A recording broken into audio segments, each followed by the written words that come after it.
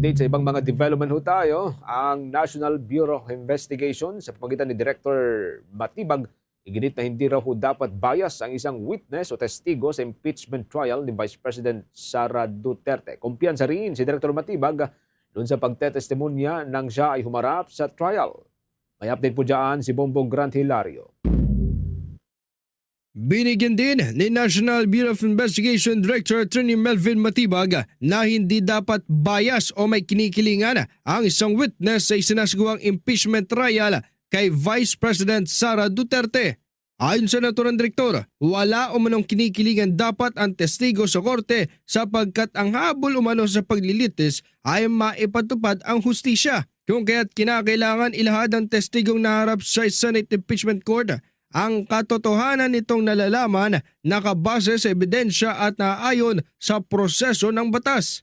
Ani kasi niya, bilang isang law enforcement agency, layunin nila ay mapanatili ang kaayusan at implementasyon ng batas. Okay lang naman sir na maging bias ang isang witness. Hindi po, you have to tell the truth. Wala po Okay. tayo dapat. We seek justice. Wala po tayong hinahanap na ganito. We are guided by justice. Guided by the evidence, by the rule of law, by the procedure. And at the end of the day, from the enforcement, we want law and order.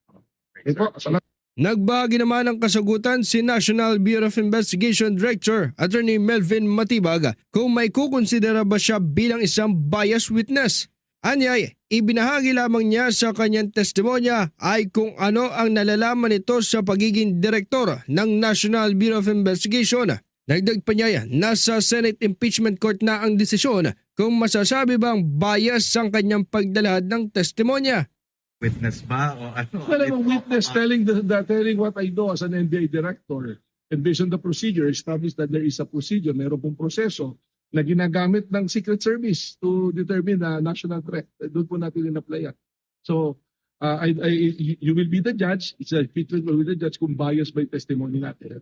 Si National Bureau of Investigation Director Attorney Melvin Matibag ay ang huling iprinesentang witness ng House Prosecution para sa Article 4 ng Articles of Impeachment. Dito inaakusahan si Vice President Sara Duterte na mayroong mga nilabag sa konstitusyon ng bansa kaugnay sa muloy pagbabanta nito sa buhay ni na Pangulong Ferdinand Bongbong Marcos Jr. at iba pa. Hindi naman na pinatulan ng direktor ang ilan pang mga kritisismo nang ito humarap sa korte upang maging testigo sa impeachment ng ikalawang Pangulo.